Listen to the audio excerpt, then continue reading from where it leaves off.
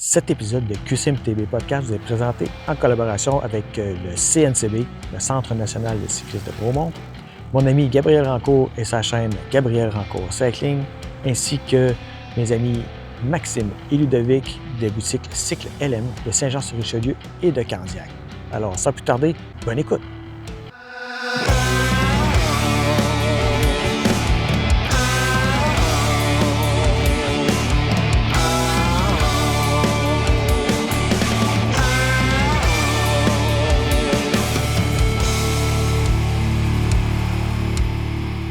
Hey, bonjour tout le monde, ici Steve-Jean, bienvenue à QCMTB Podcast, le balado québécois dédié à la passion du vélo de montagne. Aujourd'hui, on est au Centre national de cyclisme de Bromont et puis je suis avec Samuel Dupuis, docteur en chiropratie, qui offre ici une clinique de positionnement à vélo au Centre national. Bien entendu, fait que peut-être les gens n'étaient pas au courant que ça existait, mais c'est un service qui est offert ici pour les membres et aussi le public en général. Exact. L'information est facile à obtenir sur le site du Centre national de cyclisme de Bromont, si vous voulez pour une session. Mais aujourd'hui, on voulait se rencontrer parce que, oui, le positionnement, on en entend parler beaucoup. C'est un service qui est utilisé par beaucoup de gens, surtout en route et en gravel, je dirais. Exact. Mais pour le vélo de montagne, c'est aussi applicable, c'est aussi, ça apporte beaucoup de bénéfices.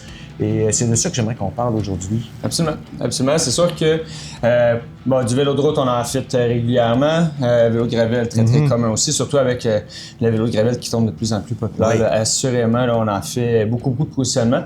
Par contre, les autres disciplines, que ce soit la piste, le triathlon, on en fait. Vélo de montagne, on en fait moins, honnêtement. On en voit beaucoup moins.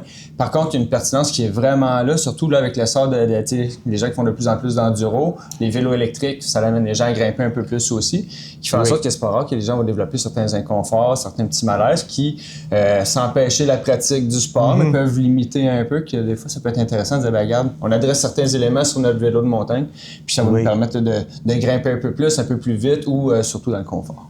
Puis j'imagine aussi que en tant que chiropraticien, il y a des clients qui viennent te voir avec des choses très précises. Par exemple, je vais donner un exemple. Je fais beaucoup de courses, je développe des problèmes de genoux. Je décide de me mettre au vélo plus pour continuer à faire de l'exercice et puis rester en forme. Mais là, je veux pas empirer mon problème ou je veux être bien positionné sur mon vélo pour être capable de pédaler longtemps et d'avoir du plaisir. Là. Ouais, ça fait que ça. Puis en étant dans le domaine de la santé, c'est sûr que on est tout habilité là, à justement évaluer la personne en bonne et due forme, de dire c'est quoi ta problématique de genou, c'est un problème de ménisque, c'est-tu de l'arthrose, il y a plusieurs conditions. Il faut évaluer quelle est cette condition-là à laquelle on a affaire. Basé là-dessus, après ça, on va avoir fait un examen physique, on va avoir évalué la personne, on connaît ses limites. Mais après ça, c'est le fun d'aller sur le vélo puis d'ajuster le vélo pour qu'il se marie à sa condition pour faire en sorte que, dans ce cas précis, on enlève la pression sur son genou, on s'assure que l'alignement est optimisé pour faire en sorte que quand la personne a pédale, elle risque pas d'aggraver sa condition, puis deux, elle est confortable à pédaler. Puis bien sûr, ça va permettre cette transition-là, des fois, de dire je suis plus capable de courir, parfait, j'ai l'option avec le vélo. Exact. Puis j'ai un positionnement qui prend en considération ma condition de santé. On reviendra peut-être à certains cas un peu plus précis, mais y a-t-il vraiment une différence entre le positionnement dans les différentes disciplines de vélo? Des choses spécifiques pour aller au vélo de montagne par rapport à la route, je dirais, là? Bon, absolument. C'est sûr que là, la position là, sur un vélo de montagne, on va être vraiment beaucoup plus redressé versus sur un vélo de route. Le gravel va tomber quelque part un peu entre les deux, un peu plus vers la route que la montagne, mais quand même un petit peu hybride entre les deux. Donc, c'est sûr que dans tout positionnement, là, il peut y avoir des problèmes de pied, de genoux, des engourdissements de main, plus périphériques. En route, on va voir aussi quand même pas mal de problèmes de dos, de cou, qu'on va voir beaucoup moins en vélo de montagne de par la position un peu plus redressée. Okay. Ça n'empêche pas que, effectivement, là, il va y avoir certaines conditions qu'on va retrouver un peu plus des fois vélo de montagne de par la position des manettes qu'on ne trouvera pas nécessairement sur la route ou en gravel, par exemple. C'est ça, l'angulation, la distance, tous ces trucs-là. Ouais, la largeur du cintre. La largeur du cintre peut faire, pas du cintre, mais du guidon, peut faire en sorte aussi, si c'est un peu trop large, là, on peut être un peu plus cambré vers l'avant. Puis ça aussi, ça peut nous amener des problèmes de dos. C'est souvent interrelié les différents éléments. C'est rarement un simple unité. Oui, c'est ça. c'est quoi les problèmes les plus fréquents que les gens rencontrent ou quelles sont, je dirais plutôt, les questions les plus communes que tu entends là, lorsque les gens viennent te voir? Ben, assurément, là, au niveau de la selle, Oui. les inconforts à la fourche, très, très, très fréquent, très commun, que ce soit des engourdissements, des irritations. Les gens, à la longue, ils développent certains inconforts. Assurément, trouver une selle qui est adéquate. Oui. C'est pas facile. quand même un défi. Oui. Puis même pour nous, là, dans le laboratoire, on est tous équipés. On a des outils qui peuvent mesurer certaines parties au niveau du bassin, là, les ischions qu'on parle. Ça nous donne une mesure, un Ça, point de départ. c'est les os qu'on a au niveau du fessier. Là. Donc, lorsqu'on regarde un bassin ici, vu de face, donc on va avoir les deux fémurs qui vont former nos jambes, on va avoir les articulations des hanches, puis en bas ici, on va retrouver nos deux ischions, les tubérosités ischiatiques, si on veut être précis. C'est ça sur quoi on va s'asseoir. Quand on est assis sur une chaise droite, là, les deux os pointus des fesses, ce sont nos ischions. Donc, à partir de ce moment-là, on va mesurer cette mesure-là, c'est la mesure qui est un peu plus facile, entre guillemets, à prendre. Avec le système Retool, on a une plateforme de force sur laquelle on va faire asseoir les gens pour mesurer numériquement. Souvent, on a souvent vu les gens de petits coussins un peu en forme, là, qu'on faisait asseoir les gens, que là, les deux petits les creux, les fossettes que ça l'engendre, mais on peut mesurer en. Ça va nous donner la mesure des ischions ici. Mais on s'entend qu'on pédale rarement parfaitement à la verticale. On est beaucoup plus incliné vers l'avant en vélo. Donc, on va venir s'appuyer sur nos rameaux pubiens qu'on appelle ici, qui sont un petit peu moins larges. Mais là, cette mesure-là, on ne l'a pas nécessairement. Donc, il ne faut pas juste se fier à notre mesure de tubérosité ischiatique. Il faut prendre en considération quel type de position qu'on va avoir. On est plus un cycliste agressif, un cycliste plus récréatif qui aime ça être plus droit. La personne a une contrainte de cou, elle ne peut pas être trop penchée, on la redresse. Ça va venir influencer la position dans laquelle elle va se placer sur la selle.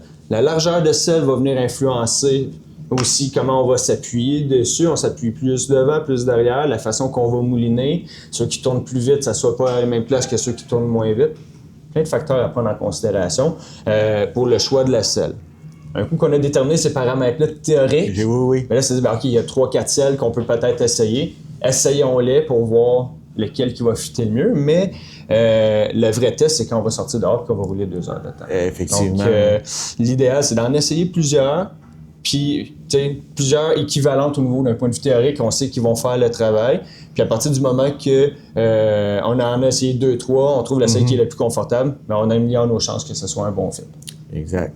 Puis c'est sûr que pour une selle vélo de montagne, on va chercher des caractéristiques un peu différentes de vélo de route aussi. Ou, des fois, il y en a qui peuvent faire les deux. Oui, il y en a qui vont faire pas mal les deux. Je vais jouer un petit peu plus avec l'inclinaison, surtout chez les gens qui vont grimper beaucoup. Là. Dès qu'on tombe avec la roue beaucoup plus à l'avant, si on garde une selle qui est parfaitement au niveau, par exemple, des fois, les gens vont trouver que ça va accoter un peu. Donc, je vais jouer un petit peu avec la position de la selle, en fonction de l'usage qu'on va faire aussi du vélo. La personne qui fait de la trail qui est plutôt sur le plat, on va avoir une position qui va peut-être être plus agressive, qui va tendre un peu plus vers le gravel, si on veut, même si on a un guidon droit.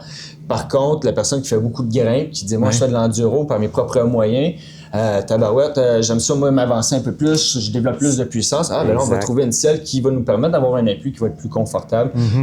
Puis on va positionner la selle en conséquence. Parce que peut-être, les gens qui font beaucoup d'enduro, ben, ils vont pédaler en montant. Exact. Peut-être qu'ils vont vouloir avoir une selle qui est un petit peu plus inclinée. Puis, des fois, on va l'incliner un petit peu plus. Parce qu'en descente, ils ne seront pas assis, là, c'est sûr. Exactement. On descend la selle, puis après ça, on s'en sert pas. Mais quand on monte, si on monte... dans le temps qu'on va passer sur une sortie, mettons, d'1 heure, on va peut-être passer le 3/4 du temps à monter, le quart à descendre, mettons, si on met ça approximatif. Mais le 3/4 du temps, si on est assis à forcer, mais il faut être sûr qu'on est bien appuyé.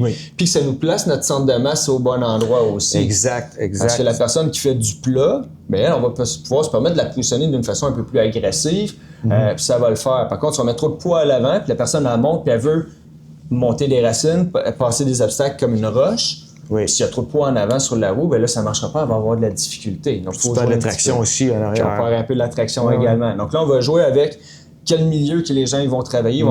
Si on monte des longues montées puis c'est lisse, ben là, parfois, on peut se mettre un peu plus agressif. La traction, on a moins besoin. Le maniement de la roue en avant, un peu moins besoin. Ah, très accidenté, très rocheux, besoin de traction. Ben peut-être qu'on va reculer. Donc, notre genou vis-à-vis l'axe de pédale ne sera pas nécessairement pareil pour tout le monde. Okay. Juste en fonction de l'usage qu'on va faire du vélo. C'est pas universel, la fameuse règle qu'on avait. Non, la ligne de plomb sur l'axe de pédale, non, là, c'est un point de départ. C'est pas une règle d'or. Là. Non, du tout. Même que ça va de moins en moins l'être. Ah oui. On voit les cyclistes de route en performance sont en avant de l'axe de pédale. C'est démontré que pour grimper, on est vraiment plus efficace si on est en avant de l'axe de pédale. Mais encore là, si on monte puis on est très déporté vers l'avant, on met trop de poids en avant, mais on perd la maniabilité. Donc là, il faut trouver l'entre-deux par rapport à tout ça. Ouais. Donc, c'est tous les éléments qu'on va prendre en considération là, lors du positionnement. Puis, c'est une des raisons pourquoi au début, on va passer un certain temps à poser un paquet de questions pour savoir à qui on a affaire. Dans le sens où, est-ce que ton plan, c'est de faire des compétitions ou c'est juste de t'amuser 2 fois semaine? Combien de millages que tu fais? Tu fais-tu des sorties d'1 heure ou c'est non? Moi, je fais des longues sorties parce que je me prépare pour un événement de 200 km. Moi, quand je sors, c'est 6 heures que je sors. Ah, OK, ce ne sera pas la même dynamique que celui qui sort pour 45 minutes. Exact. Donc, c'est de voir, à quel cycliste qu'on a affaire? Y a-tu des contraintes? Y a-tu des particularités? Y a-tu des blessures? Puis en dehors de ça, c'est de dire, OK, on vise le confort, on vise une blessure qu'on veut adresser ou on vise tout simplement la performance ou que là, performance, on va s'appuyer sur toutes les limites partout pour gagner tout ce qu'on peut gagner sans aller à la blessure. Il faut rester juste en dessous. Donc, tous ces éléments-là vont faire en sorte que ça va venir moduler la façon qu'on va positionner le vélo pour les personnes pour que ça soit vraiment adapté à l'usage qu'on en fait. Super intéressant. Il y a, au-delà de la selle, des fesses, j'imagine que, un point important, c'est peut-être le cockpit, la largeur du guidon, numéro 1 en partant. C'est pas des choses que les gens savent nécessairement quelle largeur de guidon on doit avoir, est-ce qu'on doit le couper, est-ce qu'on le coupe pas. Parce que lorsqu'on reçoit un vélo neuf, là, on s'entend qu'il y a plein de choses qui sont... puis des fois, le small générique, là, de un versus le small de l'autre.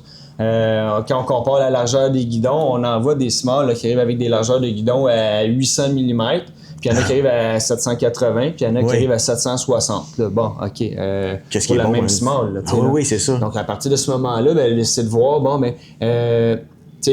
une fois que la personne elle est installée sur le vélo, en fonction de sa souplesse, en fonction de sa morphologie, j'en ai des 5 pieds 1 qui ont des super de longs bras, ou qui ont des longs troncs, des petites jambes, des longues jambes, des petits troncs. Mais là, c'est de voir comment on s'adapte par rapport à ça.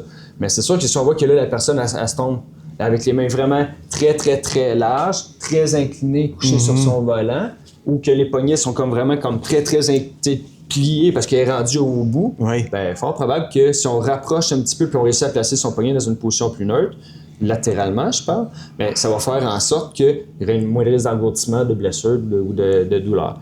Après ça, c'est l'aspect latéral, mais il y a tout l'aspect rotation comme ça. Il y a souvent une angulation dans les guidons qu'on peut jouer avec exactement, qu'on peut jouer avec la rotation aussi, qui va nous amener dans une position où on trouve le sweet spot où que la position de la main est le plus neutre possible. Puis après ça, c'est venir d'ajuster tout notre poste de pilotage, nos commandes, pour que notre index arrive bien aligné avec notre levier de frein. On peut jouer avec le devancement du levier aussi pour les gens qui ont les doigts plus longs, plus courts. Après ça, le pouce, est-ce qu'il arrive bien vis-à-vis de notre manivelle pour le seat post ou nos changements de vitesse. Donc, par rapport à ça, on peut tout ajuster ça en hauteur, en rotation, en latéralité. Donc, c'est tous des éléments sur lesquels on peut travailler. On a même déjà travaillé avec des gens de dire, eux autres, la grip était une petite affaire trop petite. Les grandes mains, on met des jumbo, des grips plus grosses qui vont faire en sorte qu'ils vont avoir une grip un peu plus grosse qui était plus confortable comme ça. C'est vraiment du cas par cas, mais il y a beaucoup d'éléments qu'on peut venir travailler ici qui vont améliorer quand même considérablement le confort. Oui. OK. Puis au-delà de ça, un des points, les genoux, le positionnement des pédales, les cales, les bras de pédalier, ça c'est un sujet assez chaud dans l'industrie. Là. En fait, si on veut parler des bras de pédalier, là, les études le démontrent en ce moment que tu as un levier long ou un levier court, il n'y a pas de différence au niveau de ton efficacité, de ta puissance que tu vas générer, il n'y en a pas. Il n'y en a pas parce que si tu as des leviers plus courts, tu vas avoir une cadence plus rapide. Donc, ça va avoir moins de torque, moins de force sur ton levier, mais tu tournes à une plus haute cadence. Puis l'autre qui a des leviers super longs, il va avoir une grosse force, mais il va tourner moins vite que overall. Le résultat final, c'est qu'il n'y a pas de différence significative au niveau de la production de puissance. Après ça, ils ont fait des tests aussi au niveau de l'efficacité. Notre consommation d'oxygène. Ah oui? Tu as des longues manivelles. Est-ce que tu en consommes plus d'oxygène ou tu en consommes moins? Même chose pour les manivelles courtes. Même constat, aucune différence entre les deux. Rien de significatif là, que on fait « Ah oui, ça vaut la peine. » Donc là, si on n'a pas de différence de puissance puis d'efficacité, pourquoi on mettrait des manivelles courtes? Pourquoi on le voit, ce trend-là, cette nouvelle tendance? En fait, il y a 3 éléments. Il y a pour des raisons de santé au niveau physique, au niveau des hanches. Si notre manivelle elle est un petit peu plus courte, notre genou va être un peu moins haut en haut du coup de pédale, on vient ouvrir notre angle à la hanche.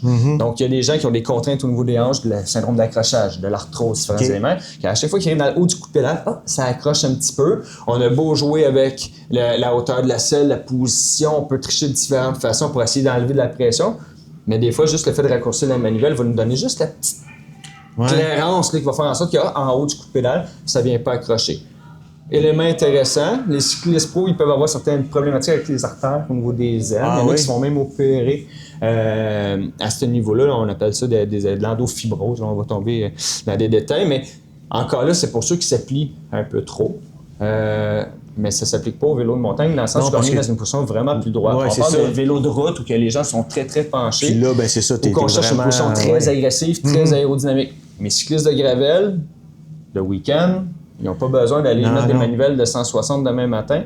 Il n'y aura pas tant de gains. Donc, il y a des gains pour les hanches, il y a des gains pour l'aérodynamisme. Si on descend le genou, on ouvre la hanche, mais on peut se permettre de descendre les épaules. Il y a moins de butées, il y a moins de contraintes avec le ventre, donc les gens peuvent continuer à bien respirer. Encore là, dans des positions agressives, aérodynamiques. Les pros, Tour de France, ils vont s'en servir, ça c'est sûr. Manivelle plus courte, ils peuvent descendre le cockpit un peu plus en avant parce que ça l'ouvre leur hanche, moins de risque de blessure des hanches. Donc, aérodynamique, au niveau de la santé, il peut avoir un gain. L'autre élément qui peut être intéressant, puis que là, ça tombe parfois intéressant pour le vélo de montagne, c'est qu'au niveau de la maniabilité du vélo, les manivelles plus courtes vont accrocher un petit peu moins. Oui, c'est vrai. Là, parce que donc, quand t'es en bas, ici... Là, c'est ça, tu fais un switchback qui est serré, tu tournes, ta pédale arrive en bas, il y a une roche, ça l'accroche. On les voit, les manivelles sont usées. Là. Donc forcément, ça l'a frotté. Le gain, pour le vélo montagne, c'est si on veut pas que ça accroche trop, il peut avoir un petit gain. Là. Est-ce qu'il y a des fois des ajustements qui peuvent arriver? Mettons, les gens achètent un vélo. Je vais te prendre un exemple. Un vélo small qui vient avec des manivelles de 175 mm. On en voit un petit peu moins aujourd'hui, mais il n'y a pas longtemps, là, il y a 4-5 ans, c'était encore standard là, sur les vélos. Là. Fait que ça peut arriver que les gens... Ça peut être une option. Pour quelqu'un qui a des petites jambes. Mais là, le gain, il est franchement minime. C'est juste dans le but que ça accroche pas quand tu veux des fois de temps en temps. Par contre, si tu veux pas perdre de puissance, il faut que tu maintiennes une cadence plus élevée. Si tu veux vraiment ça que tu vas avoir quand tu vas monter, pas nécessairement. Parce qu'en même temps, tout change. Là, si tu mets des manivelles plus courtes, ta selle va descendre, tout doit être réajusté, ton cockpit.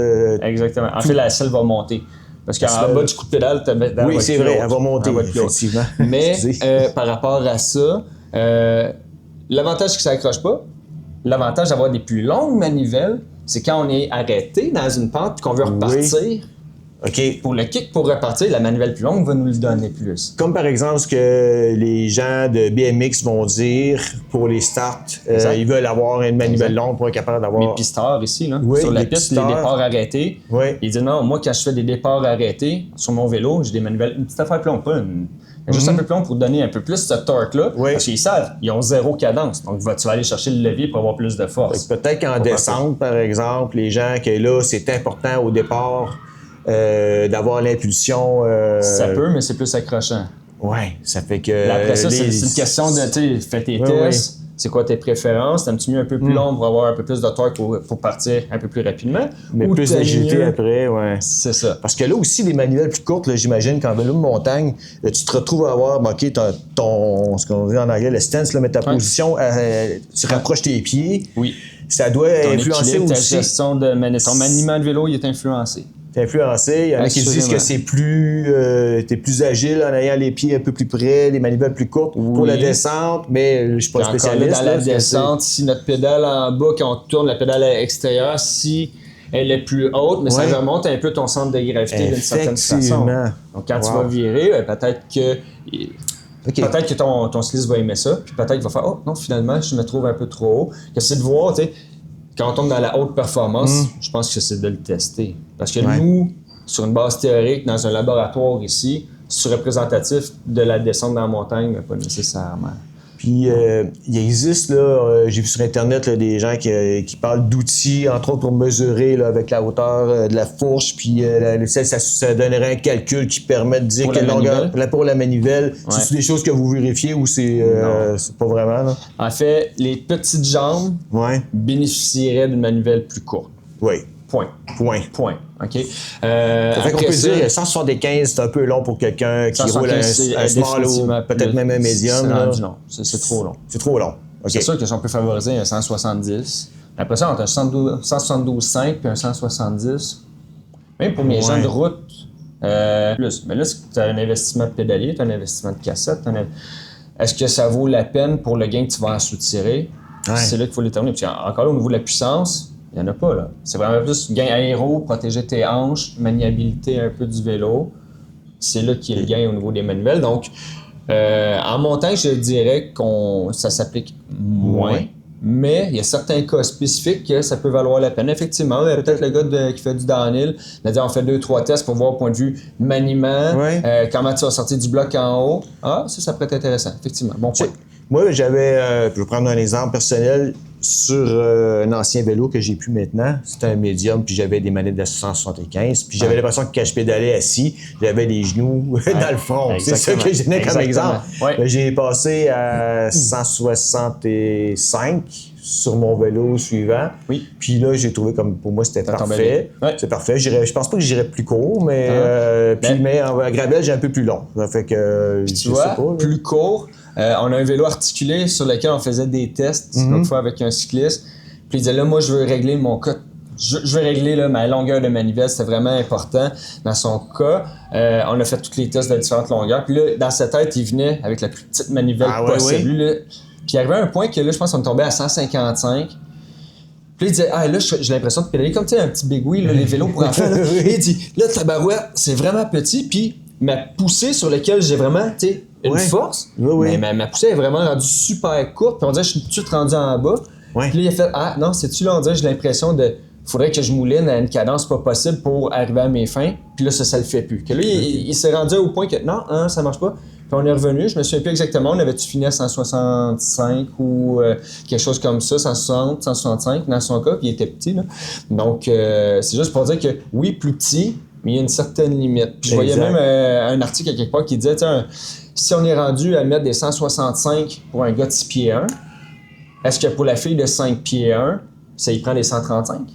Ça n'a pas rapport. On peut pas que ça marche pas. Puis pour revenir à ta question initiale qui était de dire les mesures de fourche puis de tibia par rapport à la longueur de manivelle, il n'y a pas un lien direct de un long tibia, on prend une manivelle plus longue, un petit tibia, il n'y a pas de lien. Non. Il semble dire que des fois, il y a des gens qui vont avoir des plus grands tibias ou une plus grande fourche qui vont préférer les plus petites manivelles, mais l'autre va préférer la plus longue. C'est pas parfaitement linéaire, mais oui, de façon générale, un peu plus court pour les gens de petite taille, ça serait encouragé. Puis ça a quelque part juste du gros bon sens. Puis on le voit à cette heure avec les nouveaux vélos. Oui, ça commence à... Les manivelles sont plus courtes.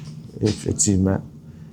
Par contre, les guidons, eux, ils sont pas nécessairement plus. J'ai pas vu grande différence au niveau de la largeur. Je pense qu'il laisse la liberté aux gens de le couper. Là, je pense que c'est un peu ça aussi. C'est en alu, ça se coupe bien. Généralement, là, c'est pas un gros problème de ce côté-là. Puis je préfère, s'il y a de quoi, arriver avec un volant trop large qu'on coupe qu'un un volant trop court qu'on essaie d'allonger, que là, ça marche pas. C'est ça. Ça marche pas. Ça faut le changer.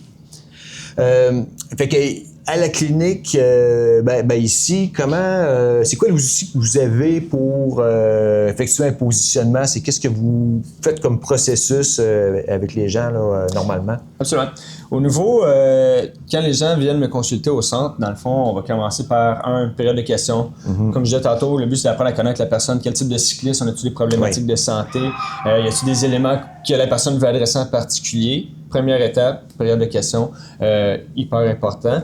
Puis Puis je pense que c'est notre background un peu là, de professionnel de santé qui déteint un peu de ce côté-là, dans le sens où c'est important d'apprendre à connaître c'est quoi la condition. Après ça, on va faire un examen physique. Je vais faire pencher les personnes de différentes façons, regarder les pieds, les arches, les genoux. On a-tu les genoux ouverts, les genoux fermés vers l'intérieur? On a-tu une différence de longueur de jambe? On est-tu souple ou pas souple au niveau du dos, les ischio-jambiers, les épaules, le cou? C'est tous des éléments qui vont faire en sorte que ça va me donner un portrait de qui j'ai devant moi. Y a-tu des limitations ou non? Il est super souple, il est super fort, ben parfait.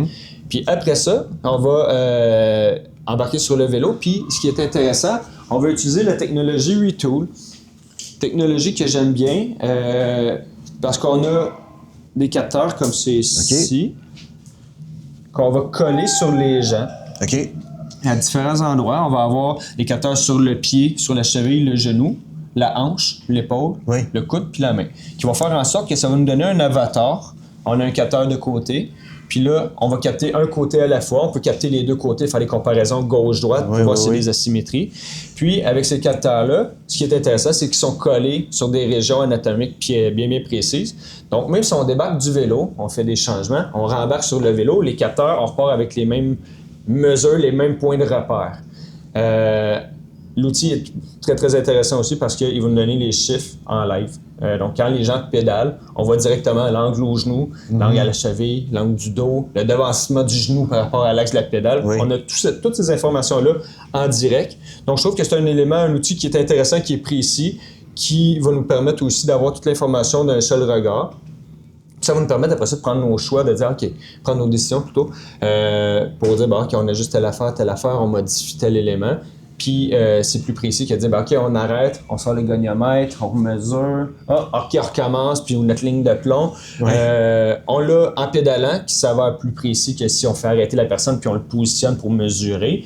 Les capteurs sont toujours aux mêmes endroits, donc on part toujours des mêmes points de repère. Chose que des fois, on peut avoir une petite marge d'erreur aussi avec le goniomètre, qui est l'instrument de mesure. Là, on voit des fois dans les vidéos l'espèce de rapporteur d'angle. Le grand rapporteur d'angle qui est dans mon cas. Donc, on va se servir de cet outil-là qui est vraiment intéressant. Et puis, une fois que le vélo il est tout positionné, on a fait apporter les correctifs qu'on voulait avoir, on a changé les éléments qu'on voulait changer s'il y avait lieu. Bien là, on a un outil aussi qui va nous permettre de mesurer le vélo. Un peu le même concept, avec différents capteurs. Ah oui, OK. Qu'on va pouvoir s'installer sur, ici, mettons la selle, puis on va mesurer la selle comme c'est ici pour voir.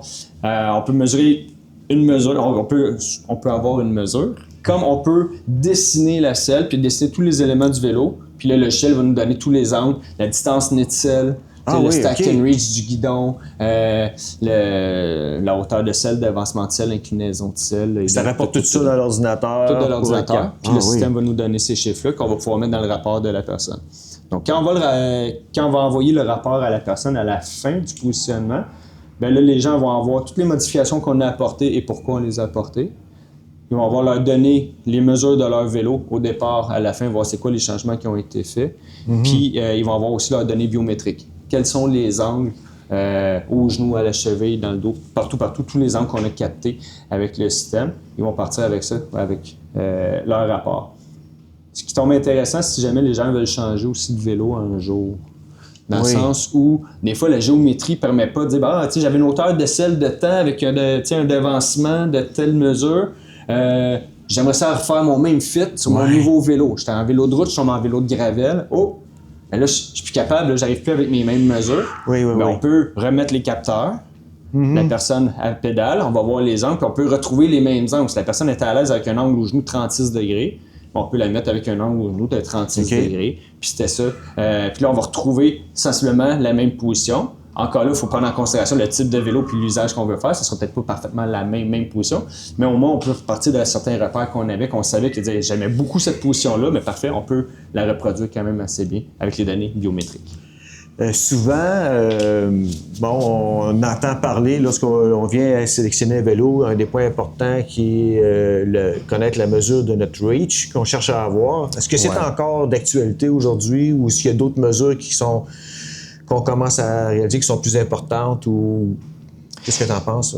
En fait, je pense que après ma barre, si on peut avoir un bon stack and reach de vélo, un bon sizing de vélo, comment on pourrait dire en français, une bonne grandeur de vélo tout simplement, là, je pense que faut avoir une boutique qui va être compétente, qui va nous diriger adéquatement, de dire pas juste dire, tu mesures 5 et 8, ça te prend un médium. Oui, des fois, c'est assez aléatoire. Là, c'est ça. Puis là, la longueur, au niveau de la fourche, c'est encore là, je reviens avec mes longues jambes, mes courtes jambes, mon long tronc, mon petit tronc. Donc, par rapport à ça, ça fait en sorte que faut avoir un bon... une bonne connaissance de ce qu'on a besoin. Exact. Là, tout dépendant de la compagnie avec qui on va faire affaire.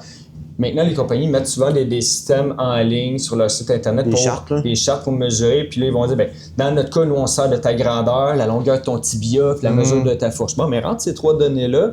Puis déjà là, eux, basés sur leur charte, ils vont pouvoir te diriger quand même adéquatement. Mais souvent, ils donnent seulement qu'ils prennent juste la taille de la personne. La majorité des sont assez simples ça aussi. Donc, dans ce contexte-là, c'est sûr que ce que je vais avoir tendance à préconiser, c'est à la limite, c'est d'aller les essayer en magasin. Ouais. Comme ça, des fois, ça a l'air, un 50, un small ou un medium, ça va tomber parfait.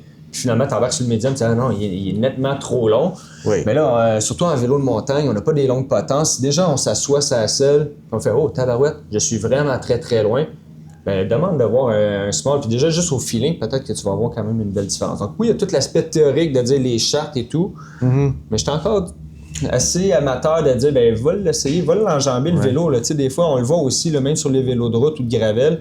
Les gens disent, non, j'ai besoin d'un 56, un 56. Ils arrivent sur le 56, ils ont de la misère à l'enjamber. Ils sont vraiment à côté au niveau de la fourche. Il n'y a pas de marge. Tu dis, peut-être que ton 56, il est un peu. Ouais, mais la charte, je veux bien, mais pratico-pratique, on voit que si tu as affaire à débarquer, là, ça ne sera pas commode. Peut-être que 54, dans ton cas, va être un peu plus applicable. Exact. Donc, oui, les mesures de stack and reach, de charte, la théorie, c'est bien. Je pense que c'est important quand même de se fier aux chartes du fabricant qu'on veut choisir ou les fabricants qu'on envisage. Là, exactement. Puis après ça, je pense que c'est simplement d'aller s'asseoir sur le vélo pour le tester. Puis après ça, si on a du peaufinement, mais ça, le fitting va faire en sorte qu'on va pouvoir l'ajuster. Mais ça arrive des fois que la personne arrive avec un vélo nettement trop grand ou nettement trop court, puis qu'on fait non, là, ça le fait pas. Là. C'est toujours décevant.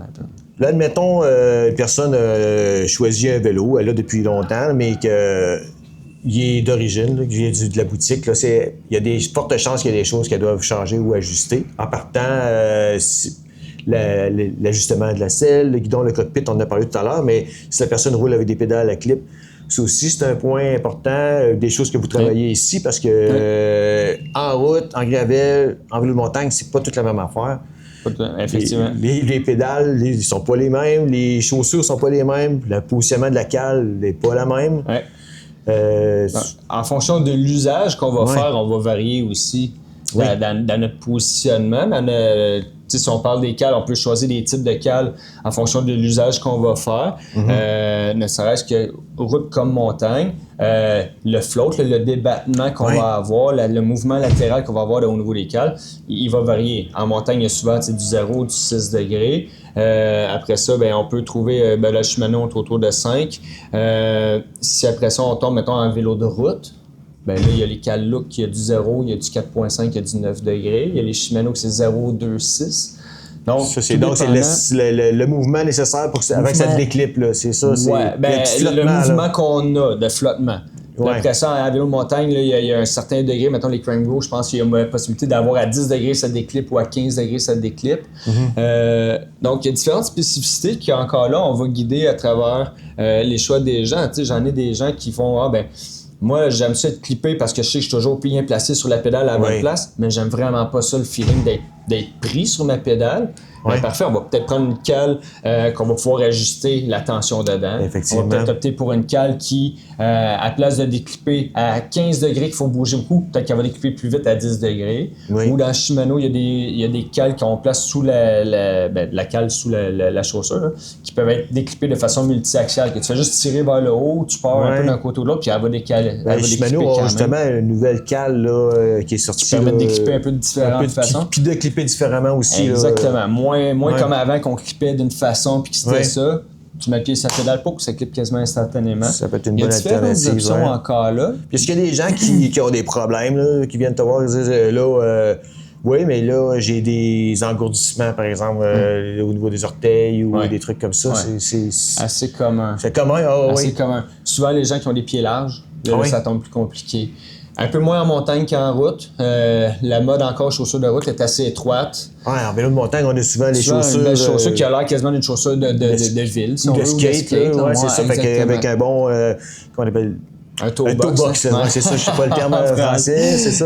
Donc, le devant-pied qui est plus élargi, plus carré, qui permet de bouger les orteils. Exactement. Ouais. Puis, on va voir beaucoup plus de chaussures lacées en montagne que des chaussures avec des boas. Le boa, il est intéressant, il est simple et rapide, mais il va mettre une tension assez uniforme dans notre maillage, si on veut. Tandis que quelqu'un qui a un pied plus large, qui dit j'ai des engourdissements souvent au niveau des orteils, mais peut-être que c'est juste une compression qui est produite par la chaussure. Si on lace les lacets de façon un peu plus lâche au bout, donne plus d'espace, des fois c'est juste suffisant pour aider cette problématique-là. C'est ça. La position de cale va venir influencer beaucoup aussi.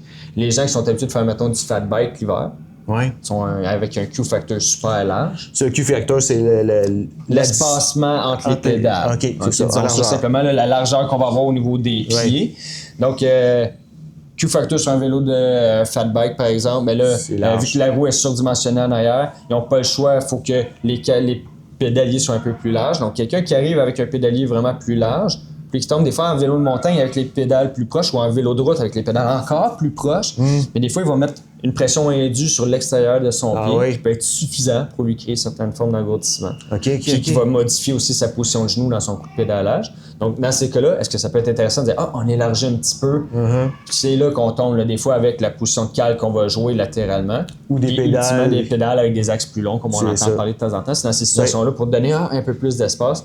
Puis je dirais c'est assez salutaire. Là. Les gens qui sont taqués, qui ont les pieds trop près du pédalier, souvent sont assez inconfortables puis ils s'en rendent pas trop compte. Là, tu fais attends un peu, on élargit ça, puis ils font comme wow, là, je me sens comme plus libre quand je pédale. Une chose que j'entends souvent, là, des amis qui me parlent de cet aspect-là, de ce sujet-là. Souvent, j'entends dire, regarde, moi, mes pédales, je les use tout le temps ici, là. Et ça prend 2 semaines, puis une pédale neuve, là, est rendue au métal. C'est quelque chose que vous voyez souvent? Ou, on le voit assez régulièrement. Après ça, c'est toujours le compromis entre... Il faut avoir la bonne ouverture des pieds pour que ça soit dans une position naturelle. Si ça fait en sorte que chez cette personne-là, il faut qu'elle ait les talons pas mal vers l'intérieur, ça se peut qu'elle ait tendance à venir frôler la manivelle. Là, si on veut contrer ça, puis on élargit trop le stance, la largeur des pieds, si on tombe trop large, mais là, on peut engendrer d'autres problèmes en étant trop large juste pour sauver les bras de manivelle. Donc là, il faut trouver l'entre-deux en disant, on veut pas nécessairement trop frotter sa manivelle puis ça peut créer des inconforts. On va peut-être essayer de s'en élargir, mais si on élargit trop pour pas avoir aucune friction, mais des fois trop, ça peut engendrer d'autres problèmes ailleurs. Il faut le prendre en considération. Puis, là, c'est ça, tantôt, on a parlé de la position des cales, là, mais en vélo de montagne, est-ce que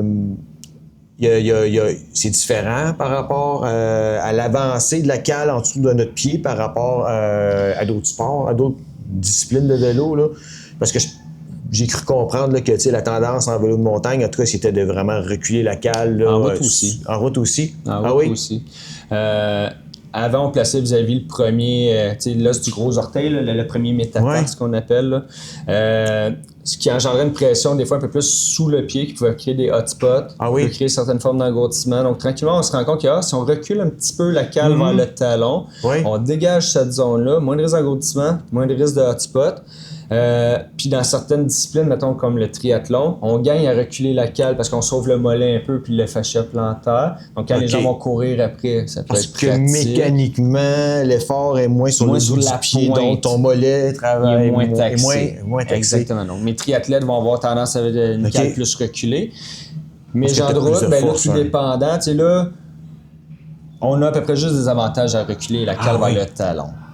Mais faut pas exagérer non plus. À un moment donné, trop, c'est comme pas assez. J'imagine que tu as des contraintes aussi. Le vélo de route ou même le vélo de gravel, t'as ce qu'on appelle le toe overlap, là, lorsque en vélo de montagne... C'est exactement un exemple que je m'en allais te donner. T'as pas ça en vélo de montagne, il n'y a pas de danger que ton pied accroche avec la roue. Là, chez les petits cadres de route, un 52 en descendant, mettons, là, ça peut arriver que si on a une cale très reculée qui nous fait avancer le pied sur la pédale, quand on tourne serré, le pied peut accrocher avec la roue d'en avant. On le voit, il faut le prendre en considération. Ça fait partie des éléments un peu négatifs. C'est un des éléments négatifs d'avoir une cale plus reculée. Moi, je suis pas un extrémiste dans ces choses-là. Je préfère dire, ben parfait. Vous avez le premier orteil, c'était peut-être un peu trop à l'avant. Trop bas, c'est peut-être pas mieux non plus, parce qu'on va se rendre compte que pousser mi-pied, des fois, c'est pas toujours parfait. Donc, si on se place, maintenant, vous avez le troisième. Le standard, c'est plus vous avez le troisième orteil. Donc, entre le premier puis le cinquième, on se fait une ligne. Puis après ça, si notre cale tombe entre les deux, ben on est quand même. Je pense que règle du pouce, là, on peut tomber quand même proche de la vérité. Après ça, ben, c'est sûr que mes courseurs de route, mes sprinteurs, mais là, eux autres vont préférer garder ça des fois un petit peu plus vers l'avant pour donner un peu plus de fouette pour l'explosivité. Chose que si on est placé plus vers le talon, pour un contre-la-montre, pour le triathlète, lui, il pédale en continu, steady, ça va le faire. Par contre, si on veut donner une explosion, il y a une échappée qui se dessine, on veut embarquer dans l'échappée, généralement, les gars vont préférer la cale un petit peu plus vers l'avant à ce moment-là. Donc, mais ils ont une chaussure beaucoup plus rigide aussi, là, qui est faite pour ça. Là, exactement. Donc là, c'est encore là, ça revient à faire, OK, c'est qui qu'on a comme patient, comme client? C'est quoi ses besoins? Ah, c'est un sprinter. Ah, ben je le placerai peut-être pas à la même place que toi. Ah, c'est une personne qui fait du vélo de montagne, puis pour X raison, il y a une problématique de fasciite plantaire. Ah, ben je vais peut-être descendre sa cale un peu plus vers le talon pour enlever un peu de la pression sur son fascia sous forme de tension. Mais pas trop descendre vers le talon pour pas créer un point de pression dans sa zone douloureuse. C'est là qu'il faut jouer un peu avec. Même chose si t'es quelqu'un qui fait beaucoup d'enduro ou de descente, là, ben là, s'il développe des problèmes au mollet, ça va peut-être à regarder ça. Là, à regarder, absolument. OK. Super intéressant. À part de ça, y a-tu d'autres points que les gens viennent souvent te voir? Par exemple, au niveau des mains, on a rapidement parlé tantôt, mais les gens, moi, ça m'est déjà arrivé, engourdissement, des fois, ça peut rester plusieurs jours. Ça peut être assez tannant. À partir de ce moment-là, c'est de voir est-ce qu'on a la problématique en dehors du vélo. Ça, on le voit aussi. Ah oui. La nuit, j'ai les mains qui engourdissent, puis j'ai les mains qui engourdissent sur le vélo. Ah ben, c'est peut-être pas juste le vélo qui t'engendre ton problème. Peut-être une problématique existante et que le vélo la reproduit. Mais j'ai des personnes qui arrivent et disent non, moi j'ai jamais de problème, j'allais juste sur le vélo. Ah, mais à ce moment-là, fort probable que c'est ton vélo la source du problème. Donc à ce moment-là, effectivement, position de poignet neutre, on va jouer avec le poste de pilotage. Un coup qu'on a optimisé ça, il va rester deux choses bien importantes. La quantification d'effort. Souvent, le corps, il y a une belle capacité d'adaptation. La personne n'a pas fait de vélo de montagne de l'hiver, pardon. Elle n'a pas roulé. C'est le printemps, il fait beau, ça commence à sécher. Hey, on y va. Un samedi, on fait 2 heures, 2 heures et demie de vélo de montagne. Là, on revient les mains complètement engourdies. Ben, on est parti de 0 charge appliquée au niveau des mains de cette façon-là à 2 heures et demie de charge. On n'a pas donné la chance au corps de s'adapter. Faites plein de petites sorties, promenez-vous dans la rue, faites différents éléments, juste pour dire, on stimule le corps d'une certaine façon, on réhabitue le corps à être un peu penché, incliné, un peu de poids sur les mains, la fourche va s'habituer aussi. Mais j'ai fait du vélo de route sur mon trainer l'hiver. Mais c'est pas la même position, c'est pas la même dynamique. Donc, les premières sorties, faites-en 2, 3, 4, plus petite, moins d'intensité. Vous allez vous familiariser, vous reprendre vos repères, moins de risque de chute, moins de risque d'accident, mais aussi, ça donne la chance au corps de s'adapter. L'autre élément bien important, ça va te donner des exercices aussi. Étirement, massage, renforcement, on met de la glace, on met de la chaleur. Il y a plein d'éléments qu'on peut apporter aussi aux gens qui peuvent faire partie un petit peu de dire, parfait, tu as un problème de tunnel carpien qui te crée des engourdissements. J'ai optimisé ta position, mais je t'ai donné des exercices. On a regardé aussi ta quantification d'efforts, comment tu vas faire tes prochaines sorties pour favoriser l'adaptation de ton corps. C'est un tout. OK. Génial. Fait que on a pas mal fait le tour, je pense, des trucs. J'ai oublié-tu quelque chose au niveau des problématiques que tu rencontres le plus souvent en vélo de montagne? Je pense que c'est pas mal ça. À partir du moment que, comme je disais, moins de problèmes de dos, de cou, bien que des fois on en voit avec des guidons trop larges. Assurément, des problèmes de main, pieds, genoux, fourches, là, c'est les principaux points qu'on va rencontrer en vélo de montagne. OK. Puis, y a-tu des conseils que tu pourrais donner aux gens qui pourraient appliquer chez eux, par exemple, sur leur propre vélo? Oui. 100%. 100%. Marquez votre tige de selle. OK. Marquez votre rail ici, là, au niveau proche de la tâche ici. Là. Mettez-vous juste un petit ruban là, de tape électrique noir. Ouais. Des fois, ça bouge. C'est pas rare que je vois des gens qui arrivent, la selle est complètement reculée. Okay. C'est toi qui as placé ta selle? Ah, ouais, c'est moi dans le temps. T'es-tu bien dessus? Ouais, mais. Puis là, tu sais, OK, puis pourquoi tu l'as mis complètement reculé? Puis des fois, les gens font « Ah, ben non, j'ai sûrement pas fait ça. » Ben forcément, elle est reculée. Puis des fois, c'est juste parce qu'elle a assez loussé. Elle a loussé. La vibration fait en sorte qu'à un moment donné, ça se lousse. Puis là, vu qu'on a les fesses appuyées, mais hop, la selle va reculer, puis elle va être complètement reculée. Donc, si on veut un petit truc simple, un petit bout de ruban, si on voit que le ruban il commence à friper un moment donné, ben c'est parce que ta selle a bougé. Oui, puis des fois aussi, en vélo montagne, on tombe. Là. On tombe, ça l'a cogné. On l'a embarqué sur un rack à vélo. L'autre vélo attend un peu, on bouge. Il y a différents éléments qui peuvent faire en sorte que ça peut bouger. Des petits bouts de ruban, ça coûte rien. Oui. Puis des fois, à l'œil, tout de suite, on va voir, il y a eu des changements. Ça peut être intéressant d'apporter des correctifs. L'autre élément, ben, c'est par rapport aux chaussures, comme je disais. C'est super simple. La cale, là, tu sais, règle du pouce, là. Premier gros orteil, cinquième orteil, là, les bosses proéminentes, tu roules de chaque côté du pied. Oui. Si on met la cale entre les deux, déjà là, je pense qu'on tombe quand même assez bien. Puis après ça, notre rotation, mais là, portez attention quand vous pédalez si vous êtes à côté sur une des butées. On parlait tantôt du le débattement latéral. Là. Au bout du débattement, on arrive à une butée, puis si on va plus loin, mais on déclippe. OK. Fait que donc, si on pédale et on est à côté sur une butée, toujours, ben là, c'est signe que ta rotation de cale n'est pas nécessairement adéquate. Parce que dans ton coup de pédale, quand tu es placé naturellement, tu devrais avoir un petit peu de jeu vers l'extérieur, un petit peu de jeu vers l'intérieur. Comme ça, si pour X raison, tu as besoin de bouger d'une façon ou de l'autre, la cale va te le donner. Tandis que si tu es vraiment contre la butée, mais peut-être que cette butée-là va te forcer dans un mouvement que tu ne voudrais pas, qui pourrait te blesser à la longue. Donc, ça, à ce moment-là, on tourne la cale jouer avec la cale pour s'assurer que la position de cale, on tombe avec une position relativement neutre. Puis souvent, les gens, ils ont les pieds une petite affaire ouverte. Donc, déjà là, si on place la cale pour que le pied soit un petit peu ouvert, de façon neutre sur la pédale, mais déjà là, je pense qu'on part avec une bonne base. OK. Puis ça se peut aussi que les deux cales ne doivent pas être pareils parce que. On n'a pas toujours les pieds de la même longueur. C'est ça. On n'est pas. Des fois, il y en a qui disent, non, moi, je me mesure, tu sais, dans l'arrière de la semelle à l'avant. Ouais. Ça peut être une façon de faire. Si tu changes de chaussure, cette mesure-là est plus applicable parce que la semelle ne part pas toujours de la même façon dans les deux cas. Mais tes orteils vis-à-vis ta chaussure vont pas mal tout le temps être les mêmes parce que ton pied ne changera pas tant. Donc, j'aime ça, moi, me fier plus aux structures osseuses, de dire, OK, on est placé là. Je change de chaussure, je me replace, je me refais mes deux lignes, je retombe avec ma cale pas mal à la même zone. C'est sûr qu'ici, on va y aller avec beaucoup plus de précision, mais pour les gens à la maison, des fois, si on veut partir puis on dit, commencer comme ça. Si on pédale puis on est à côté contre une butée, c'est pas bon. Puis après ça, le devancement entre le premier et le cinquième, déjà, c'est 2 bons points. Parfait. Fait qu'on a parlé de ça, prendre nos mesures. En dehors de ça, si je peux me permettre, la hauteur de selle puis le devancement de selle, essayer de faire ça tout seul. C'est pas facile. C'est pas la meilleure des idées. Non. OK. Dans le sens où, on place la pédale à 3 heures. Je suis vraiment à 3 heures de mon point de vue d'en haut. On est rendu un peu plus haut, mais là, finalement, ça vient de changer un paquet d'éléments. Tout seul, là, ça tombe plus compliqué, honnêtement. Placer une cale, il y a un moyen. S'assurer que notre guidon, on est le poignet dans une position neutre, ça le fait.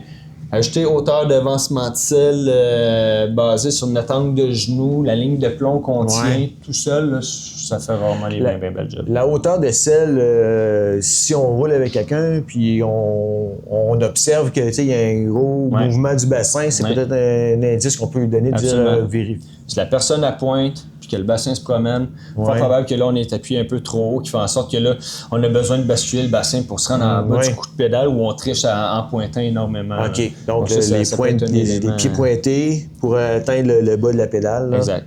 Puis il y en a qui vont pédaler naturellement en pointant un petit peu plus, puis la hauteur de selle, elle est bonne. Mais si on est pointé puis le bassin bascule, bien là, on a 2 indicatifs qu'on est peut-être une miette un peu haut. C'est ça. Puis aussi, on peut voir l'inverse, les gens qui ont leur selle trop basse.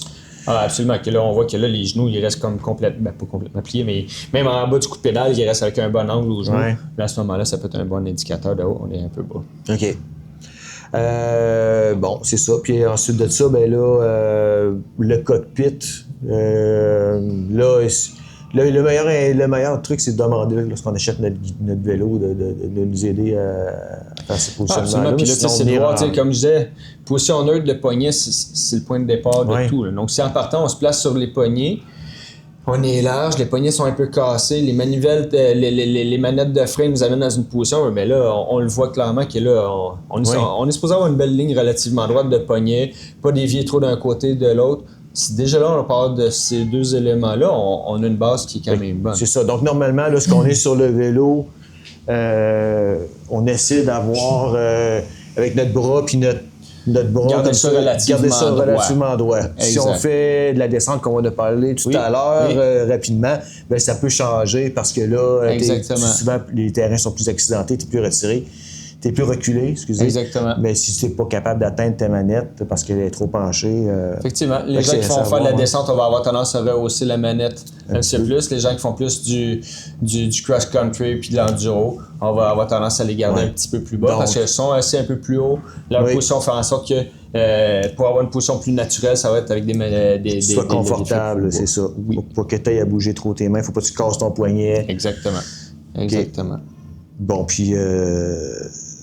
c'est ça. Puis un truc que moi je peux donner, c'est si vous voulez jouer avec votre largeur de guidon avant de le couper, bien, lorsque tu as un bon exemple ici de poignet, on peut juste le dévisser puis jouer sans le couper. Là. Puis on peut ramener notre poignet un peu, puis faites des essais avant de mettre la scie dedans. Oui, exactement. Dans certaines situations, c'est ce qu'on va faire. Ou même à la limite, on enlève la poignée, on place la main pour avoir une position, on dit « Ah là, parfait, là, je suis bien comme ça ».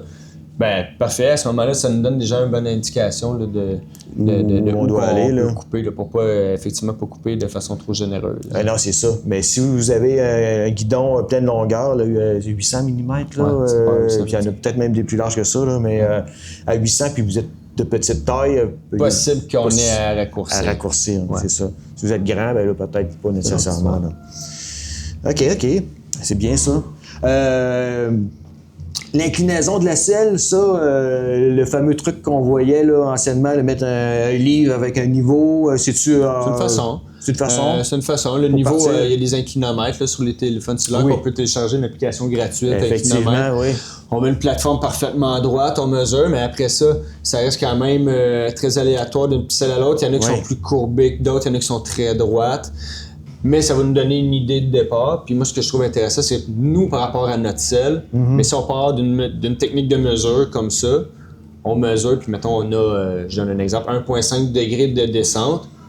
Ben, avec le temps, on remesure. Si on est rendu à 3 degrés de descente, parce que là, on voit que notre selle, elle a bougé, on peut la réajuster en conséquence. Donc, de notre selle à notre selle, je pense que ça se fait bien. Mais notre 1,5 degrés versus le 1,5 de notre collègue, ce sera peut-être pas le même 1,5. Ce sera peut-être pas la même position de selle parce que les selles diffèrent dans leur forme. Oui, c'est ça. Ouais. Puis, sur un vélo de montagne, comme sur un vélo de route, c'est différent. Là, j'imagine que avec si tu prends tes mesures sur ton vélo comme ça, puis que tu t'assois dessus avec le sag, ça peut changer ça là aussi, là, j'imagine. Oui. Dans un monde idéal, quand on va mesurer le vélo, la vraie bonne façon de faire, c'est faire embarquer les gens sur leur vélo, les suspensions ouvertes, pour qu'on soit justement dans le sag. Oui. Puis on met comme des tie wraps pour maintenir cette position-là, pour nous permettre de mesurer adéquatement le vélo. Oui. Ah, OK. Ça peut être une façon de faire. Autrement, ben, dans certaines situations, on va mesurer le vélo dans cet état-là. Puis quand on va comparer, il faut juste comparer dans cet état-là par rapport au même état. Oui. Donc, on parle d'un comparable qui reste le même. Mais si on va avoir la vraie position de conduite, de pilotage, c'est une fois appuyé, on fait nos ajustements, puis après ça, on maintient la suspension à la même hauteur. Il y a différents mécanismes méthodes qu'on peut utiliser pour maintenir le vélo à la même dans le sag, même si le cycliste n'est pas sur le vélo, et on remesure à ce moment-là. C'est une façon de faire. Puis au niveau des hommes et des femmes, je reviens encore sur le sel, là, mais tu sais, souvent, en tout cas, anciennement, on parlait de sel d'hommes, sel de femmes. Là. Je pense que là, maintenant, il y a des sels qui sont un peu plus unisexes, là, mais j'imagine qu'il y a des choses à regarder. Des fois, tu vas avoir des gens qui ont des problèmes, qui doivent venir te voir, dire « Moi, j'ai des engourdissements » ou d'avoir des différentes technologies qui sont disponibles aujourd'hui. Il y a différentes technologies, il y a différentes formes de sel. Au niveau de la selle, il y a des formes qui sont faites un petit peu plus...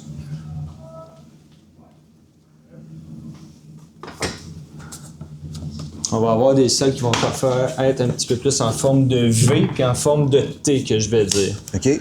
Donc, en forme de V, quand on regarde positionné comme ça ici, on va avoir notre V ici.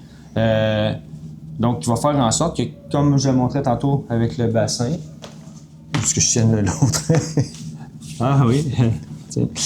Donc, comme c'est ici, quand on va venir s'appuyer, mais on n'est pas à la verticale comme ça, on va être incliné vers l'avant. Oui. OK. Puis nos rameaux pubiens ici sont un peu en oblique. Oui. Donc, ce qui fait en sorte que le but d'avoir une selle en V, ça va nous permettre de bien appuyer nos rameaux pubiens ici de chaque côté. C'est pas une position réellement. On n'entend pas parler de ça souvent, là, de ce que du rameau. Ben, des rameaux pubiens, effectivement, c'est pas des termes qu'on entend parler super souvent, mais la position que dès que les gens vont tomber dans une position un peu plus agressive ou tout dépendant de leur poste de pilotage, comment ils vont aimer ça. Il y en a qui aiment ça être un peu plus inclinés vers l'avant. Ils sont en cross-country, tu vas le voir. Là, on va le voir énormément. Là, que, les gens vont descendre le stack, là, ils vont... Donc, à ce moment-là, une selle en forme de V peut être intéressant pour venir s'appuyer un petit peu plus sur nos rameaux. Oui. L'inconvénient qu'on va parfois avoir, c'est que les gens, ça peut frotter un petit peu de chaque côté. Il faut s'assurer que notre largeur de selle est adéquate pour éviter le frottement Tout ça, des bonnes cuisses, là, ça pourrait potentiellement accrocher. À l'inverse, on peut avoir des selles un peu plus en forme de T. Okay. C'est quand même subtil la différence, mais on voit quand même que le nez il est plus fin, puis il va évaser un petit peu plus rapidement. Okay. Donc certaines personnes vont préférer ça. Souvent quand on est assis un petit peu plus droit, la forme de T va nous rendre plus service. Donc c'est pour ça qu'on voit souvent les vélos de ville qui ont des selles vraiment un vrai T, parce que là les gens sont assis vraiment très droits. En vélo de montagne, dans certains cas, il y en a qui sont assis quand même assez droits aussi. Donc est-ce qu'à ce moment-là, une selle en forme de T pourrait être plus pertinente? Possible. OK. Après ça, c'est encore là des essayés. J'aime souvent donner l'exemple aux deux, tu sais, de dire, essaye un, essaye l'autre, tu vas voir la différence entre une et l'autre. Oui. Il y en a qui font, ah non, je suis vraiment mieux sur une, l'autre, c'est vraiment mieux sur l'autre. C'est une question de goût rendu là.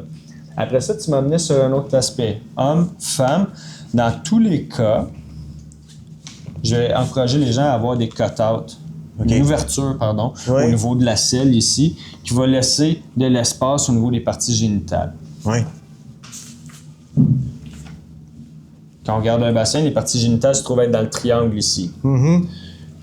Plus on va être incliné vers l'avant, plus notre espace va être restreint. Je ne sais pas si on le voit bien à la caméra. Donc, plus on avance, plus l'espace va être restreint. Donc, l'ouverture tombe d'autant plus intéressante, d'autant plus importante pour se donner de la place. Libérer les différents vaisseaux sanguins, les différents nerfs, pour faire en sorte qu'on évite les engourdissements au niveau des parties génitales. Oui. C'est quelque chose qu'on peut, des fois, ne pas s'apercevoir que c'est un problème quand on fait des courtes sorties. Exact. Lorsqu'on commence à faire plus de vélo, puis des plus longues sorties. Là, un petit peu plus. Ouais, tu pars en vacances, puis là, tu en fais pendant un week-end complet. Exact. Puis, ou un mois de temps, là, c'est là que tu t'aperçois. Puis là, il y a des ouvertures qui sont comme ça ici, complètement libres. Des fois, ce que les gens vont remarquer, c'est que là, ça crée un rebord un peu plus tranchant, que là, la pression ici peut créer certains inconforts. Il y a certaines compagnies qui vont faire, bien, parfait, on comble l'intérieur ici pour faire en sorte que ça fait une forme de basinet. C'est plus souple, donc on peut quand même s'appuyer, mais le rebord ici tombe un peu moins tranchant. La densité est différente, mais ça vient faire un entre-deux. Là. C'est ça. Il y a une ouverture, ça enlève la pression, mais on n'est pas complètement dans le vide. Donc, ça, certaines personnes vont aimer ça. Puis là, j'ai un exemple ici. Ça, c'est les nouvelles selles les impressions 3D qu'on retrouve dans plusieurs compagnies, dans plusieurs marques, qui sont intéressantes parce que ça va répartir la charge de façon un peu plus uniforme. C'est un peu moins ferme que les autres types de recouvrement. Puis, ça se modélise un petit peu mieux à notre géométrie. Des fois, il y en a qui ont des ischions un peu plus pointus, un peu moins pointus. Donc, avec ça va le faire un petit peu plus. Avant d'acheter ça, je suggère vraiment de faire un test. Au prix qu'ils sont, effectivement, là, ça peut être intéressant de faire vérifier avant pour trouver exactement la bonne forme. De nos côtés, souvent, sont garantis pour un certain nombre de jours de satisfaction. On les essaie une trentaine de jours, ça ne marche pas, on peut les ramener. Parce qu'effectivement, au prix qu'elles sont les selles maintenant, ça peut être, on ne veut pas se tromper trop souvent. Alors, une bonne raison d'acheter local, puis de s'assurer de pouvoir faire des tests et les ramener en boutique si ça ne fonctionne pas. 100%. OK. Bon, on a fait, tabarouette, un bon tour de un bon tour du vélo et des services à faire, je crois. Y a-t-il autre chose qu'on n'aurait pas couvert et puis que tu aimerais mentionner aux adeptes de vélo de montagne ou aux futurs clients? Par exemple, si les gens sont intéressés pour faire un positionnement, comment ça fonctionne ici au Centre national? Ben, l'idéal, c'est de se rendre tout simplement sur le site du Centre national cycliste Bromont. Dans les services. On va aller voir dans les services. Il y a le service professionnel, puis on va retrouver le positionnement vélo Retool. On clique là. Il y a différentes possibilités. Il y a des fits de 2 heures, il y a des fits de 3 heures. La principale différence, fit de 2 heures, ça va être un fit qu'on va faire un examen un petit peu plus sommaire, si on veut, puis on va mettre les capteurs d'un seul côté. Donc, le fit est un peu moins long. Généralement, on va trouver là, pas mal ce qu'on a trouvé avec ça. Dans certains cas, il y en a qui vont dire non, j'aime mieux, j'ai des différences de longueur de jambe importantes, j'ai certaines asymétries que je veux adresser, j'ai un problème de genou d'un bord mais pas de l'autre. Ben à ce moment-là, des fois, peut-être qu'il y a un fit où on analyse les deux côtés puis qu'on compare les deux côtés de façon très, très précise. Ça peut être intéressant. Donc, le positionnement de 3 heures peut tomber intéressant dans ce contexte-là. Puis si les gens ont un problème en particulier, c'est-tu la même chose? C'est-à-dire, moi, j'ai un problème de pied, c'est la même affaire? Même principe. Dans le fond, moi, ça va être dans ma période de questions qu'on va faire. Bon, qu'est-ce qui t'amène ici? C'est un problème de pied? C'est-tu du confort? Ou c'est tout simplement un nouveau vélo qui n'a jamais été positionné? Ça peut le faire. Une bonne idée, c'est que si vous vous inscrivez à un événement, par exemple, ou un voyage où vous avez envie d'essayer, je sais pas, le Tour Divide ou, tu sais, j'ai vu beaucoup d'épisodes avec des gens qui faisaient des longues... Des longues expéditions, là, je dirais, ça, c'est peut-être une bonne opportunité de... Moi, je pense que c'est un bon investissement. Un bon investissement. C'est plus rendu une dépense. Je pense que c'est un investissement. Oui, hein? Dans le sens où, si on est confortable, ben, tu sais, ça va rendre l'expérience nettement plus plaisante. Si on est plus confortable, on pousse plus, on est plus puissant. Tu performes, c'est facile moins. C'est un tout, là. C'est vraiment un tout. Avant de faire un événement du genre, ou avant de faire un positionnement, il faut se donner du temps aussi. Des fois, les gens arrivent, j'ai un nouveau vélo, positionne-le-moi. Mais des fois, j'aime ça quand les gens ils ont roulé un petit peu avec pour voir, c'est quoi ton feeling avec le vélo? Au même titre que si on fait un événement, n'arrivez pas la semaine avant de l'événement faire un changement de positionnement, parce que là, on ne donne pas la chance au corps de s'adapter au changement qu'on a apporté. Donc, idéalement, si on peut s'y prendre un petit peu d'avance, j'aime vraiment ça. Comme ça, on apporte les changements, la personne peut les tester, je reste en communication avec eux. « Hey Sam, il y a tel aspect, on peut-tu... OK, parfois, on revoit certains éléments. » Comme ça, quand ils partent pour faire leur événement, on est sûr que là, tout va bien. Parce que si on fait des changements la semaine avant, le corps n'a pas eu le temps de s'adapter, ça peut être un stress pour le corps aussi que d'apporter ces changements-là dernière minute.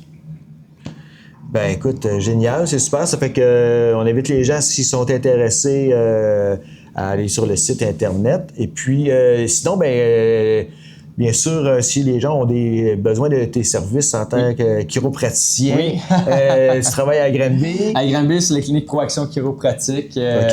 À Granby, on est bien établi. Donc, une des plus grosses cliniques au Québec. Une grosse clinique au Québec. On a une belle équipe. Là, on est 7 chiropraticiens, on a une psychologue, on a une kinésiologue, une massothérapeute.